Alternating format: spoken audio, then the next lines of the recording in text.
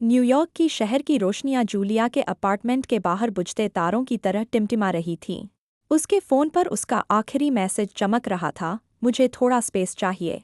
Julia के हाथ कांप रहे थे। उसकी छाती जल रही थी। स्पेस। सब कुछ झेलने के बाद अब ये। वह चीखना चाहती थी, गायब हो जाना चाहती थी। 2 सालों से जूलिया ने अपनी पूरी दुनिया ईथन के इर्द-गिर्द बनाई थी। वह आत्मविश्वासी एग्जीक्यूटिव जिसने कभी उसे जिंदा महसूस करवाया था। लेकिन अब वह जा चुका था। न कोई कॉल, न कोई जवाब। बस सन्नाटा, जो किसी गरज से भी ज्यादा भारी था। उस रात गुस्सा ही उसकी आखिरी ताकत था। उसने फ़ोन सोफे पर फेंक दिया। अब वो मुझे कभी नहीं तोड़ेगा, उसने बड़बड़ाया, बिना जाने कि यही गुस्सा उसके पुनर्जन्म की शुरुआत था। अगली सुबह जूलिया दफ्तर में भूत की तरह घूम रही थी। लिफ्ट के शीशे में अपना चेहरा देखकर चौंक गई, खोखली आंखें, बिखरे बाल, जैसे कोई अजनबी उसे घूर रहा हो। ब्रेक रूम में उसने फुसफुसाहटें सुनी। क्या तुमने ईथन की पोस्ट देखी? वो किसी नई लड़की के साथ बाहर है। दुनिया डगमगा गई। वह बाथरूम में बंद हो गई। आंसू बहते रहे, जब तक कि अंदर कुछ टूट नहीं गया। अब और नहीं रोऊंगी, उसने फुसफुसाया।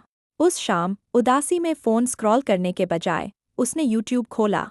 एल्गोरिदम ने एक वीडियो दिखाया, Mel Robbins, 3 feminine habits to make him addicted to you. वह हंसने ही वाली थी, पर मेल की आवाज़ ने उसे रोक दिया। आप पीछा करके नहीं जीतते, आप खुद को बनाकर जीतते हैं। अपनी कीमत याद करके। जूलिया वहीं जम गई, आंसू सूख गए और आंखों में दृढ़ता आ गई। वो तुम्हारी कहानी नहीं है, तुम खुद कहानी हो।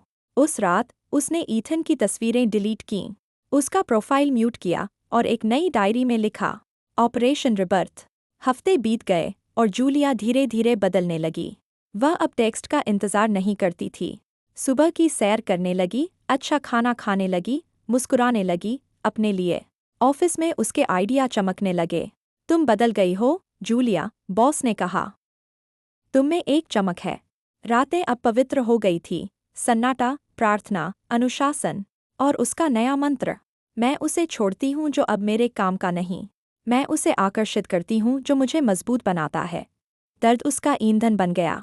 जब किसी ने पूछा कि वह इतनी शांत कैसे रहती है, तो उसने मुस्कराकर कहा, मैंने उस इंसान की यादों में रहना बंद कर दिया जिसने मुझे भुला दिया। 2 महीने बाद वह ईथन से कंपनी के लॉबी में मिली।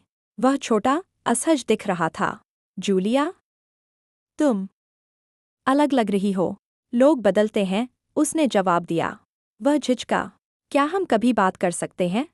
पुरानी जूलिया पिघल जाती। नई जूलिया मुस्कराई, शांत, मुक्त। मुझे यकीन है तुम पहले ही बहुत कुछ कह चुके हो, वह बोली और चली गई। उस रात वही शहर की रोशनियां जो पहले उसे चिढ़ाती थीं, अब दुआओं जैसी लग रही थीं। उसने अपनी डायरी में लिखा, ऑपरेशन रिबर्थ, कहानी जारी है, लेकिन अब मैं लेखिका हूँ। उसे एहसास हुआ, हीलिंग शोर नहीं करती। वो सन्नाटा है, जहाँ इंसान खुद से दोबारा मिलता है। ईथन बस एक चैप्टर था, अंत नहीं। सबसे बड़ा बदला नहीं था, वो शांति थी। कई महीनों बाद जूलिया ने लाइट अगेन नाम से हैंडमेड कैंडल्स का ब्रांड लॉन्च किया। उन लोगों के लिए जो टूटने से इनकार करते हैं। ऑर्डर आने लगे। संदेश भी, आपकी कैंडल्स ने मुझे ठीक होने में मदद की। आपकी कहानी से मैंने खुद को देखा। उसका दर्द अब उद्देश्य बन चुका था। फिर एक रात एक मैसेज आया, मैं अब भी तुम्हें मिस करता हूँ। मुझसे गलती हो गई। ईथन। जूलिया ने मैसेज देखा, फ़ोन लॉक किया और धीरे से बोली, कुछ कहानियाँ अधूरी ही अच्छी लगती हैं। बाहर न्यूयॉर्क की रोशनियाँ आशीर्वाद की तरह चमक रही थीं, याद दिलाते हुए कि हर अंधेरा चैप्टर भी आखिरकार सुबह से मिलता है। और अंदर अपने दिल की गहराइयों में जूलिया ने फुसफुसाया, न उससे बल्कि खुद से, मुझे तुम पर गर्व है। तुमने कर दिखाया। अगर यह संदेश आपके दिल को छू गया हो, थोड़ा समय निकालकर लाइक, कमेंट और सब्सक्राइब करें। आओ एक दूसरे को याद दिलाते रहें। विकास वहीं शुरू होता है जहां हम हार मानने से इनकार करते हैं। आप अकेले नहीं हैं, आप एनपी यूएसए का हिस्सा हैं।